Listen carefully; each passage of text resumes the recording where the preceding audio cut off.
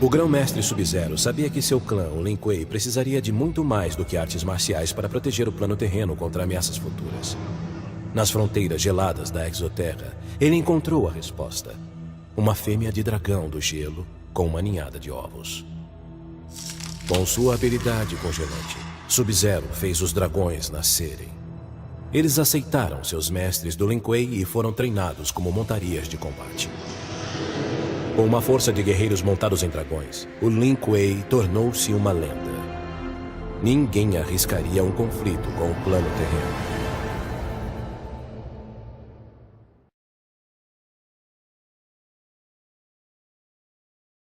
A impressionante vitória de Cassie Cage sobre Shinnok levou Raiden a dar uma importante tarefa a ela: perseguir um ladrão de almas. Não foi preciso dizer a Cassie que o suspeito poderia ser Shang Tsung ressuscitado. Rastreando-o a partir do local de seu último ataque conhecido, Cassie confrontou o velho enfraquecido. Ele lutou desesperadamente, mas foi derrotado. Enquanto o velho morria diante dela, Cassie perguntou seu nome. Com uma mistura de tristeza e alívio, ele sussurrou: Shujinko.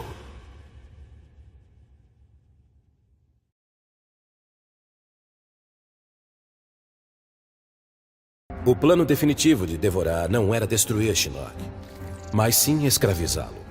Ela implantou larvas, seus filhotes, para se hospedarem no corpo dele. Tendo consumido o poder divino de seu hospedeiro imortal, a cria de devorar era diferente de qualquer Kaitin que já existiu. Quando amadureceram, eles se espalharam como gafanhotos por todos os mundos. Seu exército de super zangões Kaitins trouxe glória a devorar, sua amada rainha, e destruição para todos.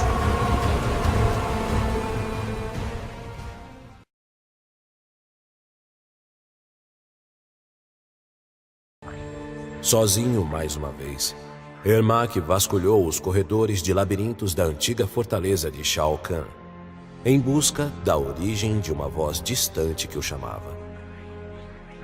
De repente, um filete de poeira resvalou em seu peito, libertando uma de suas muitas almas. A poeira assumiu a forma de um homem que começou a consumir alma após alma. Enquanto o enfraquecido Ermac observava, reconheceu a figura misteriosa. O feiticeiro Shen Tsung, retornado da morte.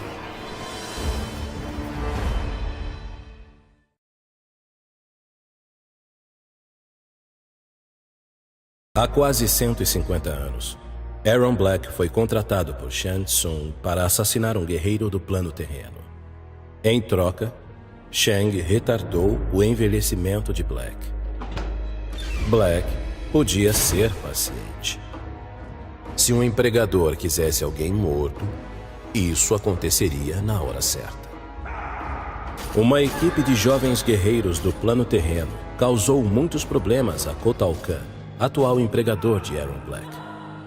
Com a paciência de uma víbora, Black eliminou todos eles.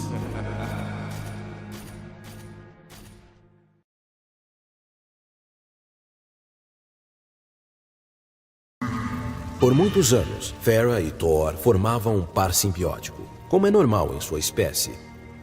Mas esse laço foi quebrado quando Farah amadureceu e iniciou a grande transformação. Farah-Thor retornou aos descampados de Tarkatan, onde Farah iniciou sua metamorfose. O processo levou 3 agonizantes anos da Exoterra. Nesse período, Thor enfraqueceu e morreu. Agora uma fera bruta, Farah será escolhida por um cavaleiro.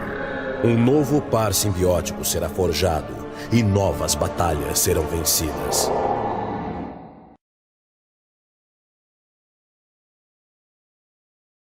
A vida de Johnny Cage foi mais estranha do que qualquer filme de ficção científica, mas ele sabia que a cena final estava chegando.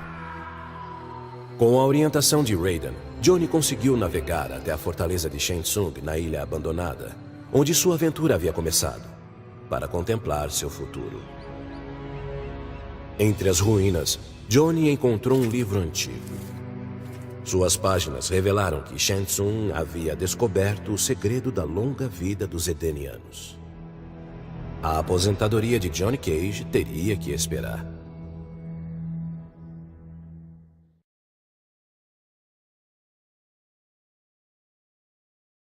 Após a queda de Shinnok, Johnny Cage, ainda hospitalizado, pediu a Jax que liderasse seu esquadrão. Jax concordou. Era uma chance de ficar mais perto de Jaque e protegê-la. Embarcando em seu transporte após uma missão de rotina, o maior medo de Jax se realizou quando o mercenário Aaron Black saiu do porão de carga e disparou contra os jovens heróis. Felizmente para Jaque e companhia, os reflexos rápidos de Jax e seus braços à prova de balas desviaram as balas do assassino. Jax dominou Black rapidamente. Então ele ficou em choque, enquanto uma mancha vermelha se espalhou em seu peito.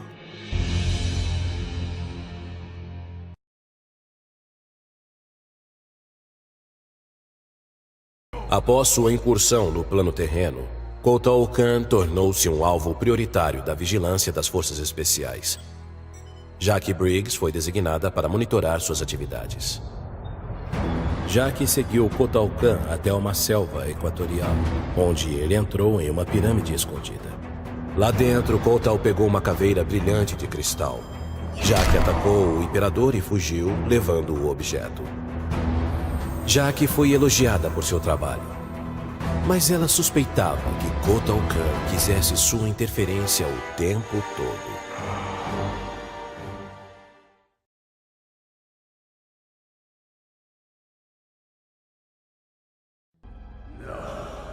Kano sempre foi um sobrevivente, mas nem ele poderia escapar do destino. Seus ideais de terror e crueldade morreriam com ele, a menos que pudesse passar seus métodos a uma nova geração.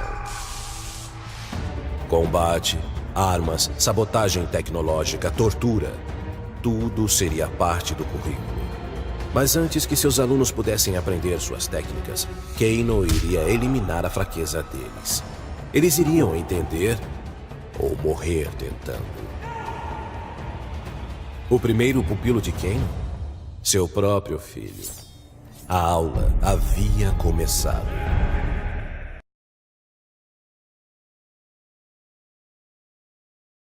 Após derrotar Shinnok, Kenshi juntou-se a Takeda em sua missão para vingar o assassinato de Sutin, sua mãe. Suas viagens os levaram a uma caverna em que ele e Takeda libertaram um homem, Taven, preso em uma estalagmite.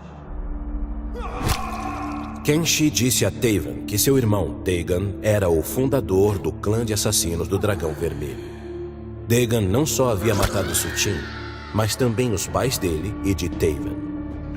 Juntos, Kenshi, Takeda e Taven sitiaram a base do Dragão Vermelho. Dagon foi vitimado pela fúria de Kenshi. O assassinato de Sutin havia sido vingado.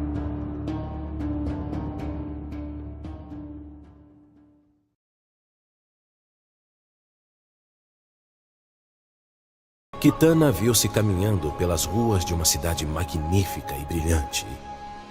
Era Edenia, um reino libertado da Exoterra, e Kitana era sua bela rainha.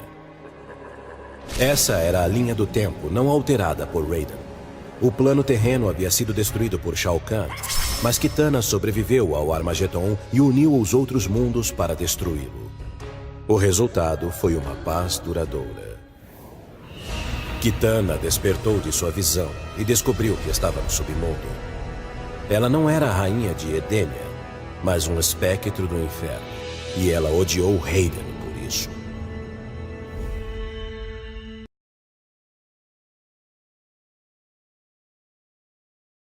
Koh Tao Kahn retornou à Exoterra decidido a reconstruir suas forças. Mas Raiden o derrotou com um ataque surpresa e conquistou o domínio da Exoterra. Desesperado, o imperador pediu a ajuda dos deuses ancestrais para preservar sua soberania. Eles concederam seu desejo, invocando a competição mais sagrada de todas. Assim, uma vez a cada década, Koh Tao Kahn precisa recrutar seus maiores defensores para enfrentar os desafiantes de Raiden no Mortal Kombat.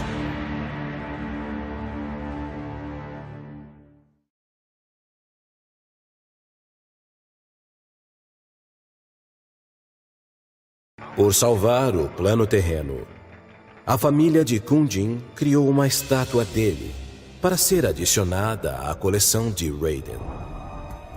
Mas Kundin estava pensando em alguém que não era mais aceito por sua família: Kung Lao.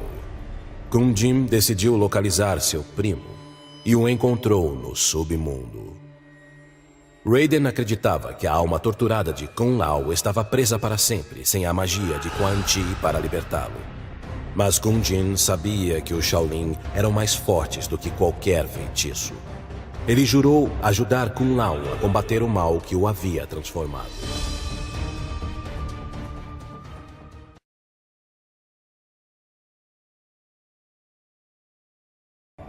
Após a derrota de Shinnok, Kung Lao acabou ficando preso no submundo.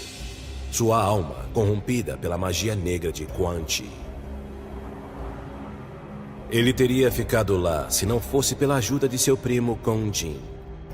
Juntos, sua força Shaolin repeliu o mal por tempo suficiente para que Kung Lao escapasse daquele mundo sinistro e controlasse seus demônios internos. Comprometido, mas não perdido, Kung Lao agora existe como um agente de vingança. Ele não terá piedade do mal.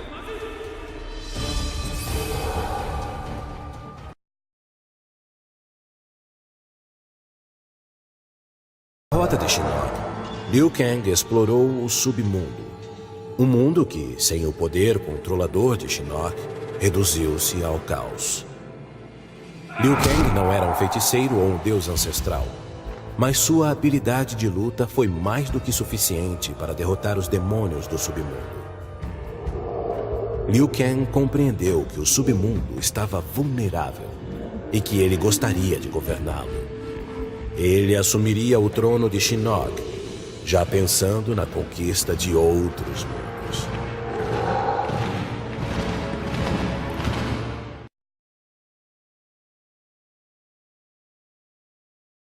Exausta pelo esforço, Mileena caiu e sentiu sua alma deslizando pelo vazio.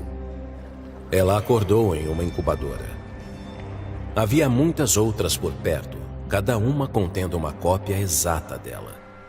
Mileena descobriu que podia ler a mente de cada cópia e elas a dela.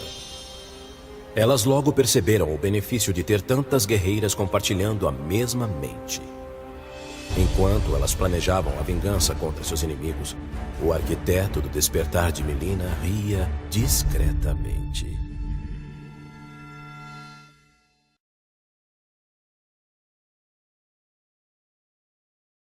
Quan Chi foi um servo de Shinnok por muito tempo. Sua atuação para libertá-lo da prisão não passou despercebida pelos deuses ancestrais. Shinnok não era mais uma ameaça, mas os atos de Quan Chi deram origem a um novo poder. Após muitos debates, os deuses ancestrais fizeram um plano para reequilibrar esse poder antes que ele aumentasse mais. O livre-arbítrio foi queimado da alma de Quan Chi e substituído por uma única diretriz: a morte de Raiden.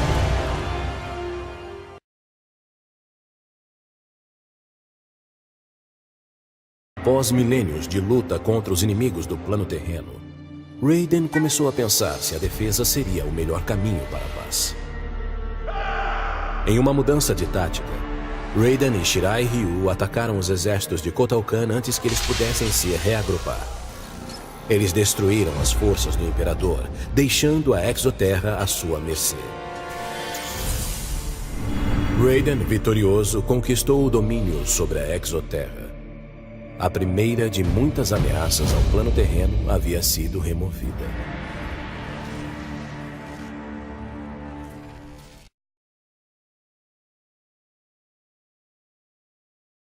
Após a derrota de Shinnok, Reptile foi enviado para o plano terreno por Kotal Kahn para avaliar os estragos. Essas informações poderiam ser úteis em conflitos futuros. Após encontrar uma caverna que desmoronou durante a crise, Reptile ficou em choque ao ver raptores saindo de lá. Ao contrário do resto de sua raça, esses raptores não trocaram o plano terreno pelo mundo condenado de Zaterra, ficando escondidos em segurança. Não mais sozinho, Reptile jurou permanecer com seu povo redescoberto e reconquistar sua terra natal no plano terreno.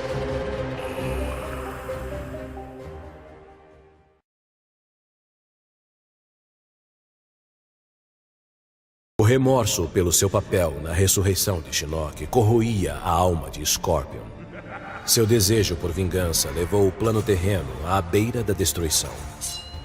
Scorpion se ofereceu para cometer harakiri e redimir-se de sua ofensa.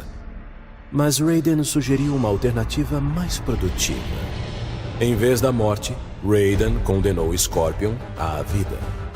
Ele infundiu em Scorpion uma pequena parte do poder do Jinsei, vinculando-o à essência do plano terreno. Scorpion e seu clã Shirai Ryu protegeriam o Jinsei e o plano terreno para sempre.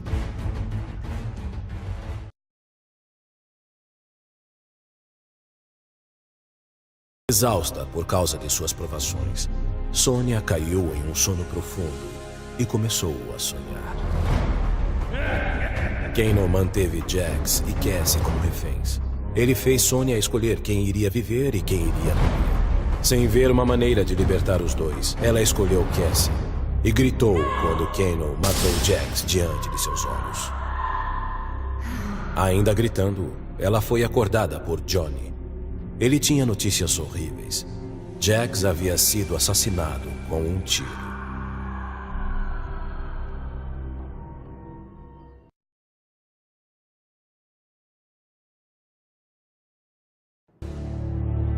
Com a derrota de Shinnok, Takeda e seu pai partiram para encontrar o assassino de sua mãe, um membro do clã do Dragão Vermelho. Usando a tecnologia das forças especiais, Takeda localizou a base do clã e, juntamente com Kenshi, infiltraram-se disfarçados em suas fileiras. Nas profundezas da Fortaleza da Montanha, Takeda descobriu um dragão de verdade, prisioneiro do clã. A criatura usou sua magia para adivinhar o nome do assassino e transportou Takeda e Kenshi para uma caverna distante. Lá eles encontraram um homem preso em uma estalagmite. O dragão havia dito que esse homem também teria motivos para confrontar o matador de Sutin. Takeda começou a libertá-lo.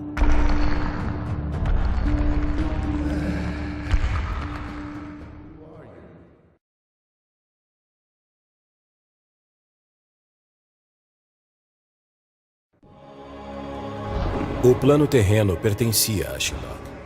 Ele tornou-se a área de preparação, de onde Shinnok terminaria sua antiga guerra contra os deuses ancestrais. Os deuses ancestrais haviam mentido para os habitantes dos mundos. Eles não eram seres individuais, mas partes de um grande coletivo conhecido como O Ser. Shinnok iria fundir os mundos e despertá-lo. Inteiro mais uma vez, o Ser devorou os deuses ancestrais. Shinnok assistiu com satisfação. Este universo finalmente havia acabado.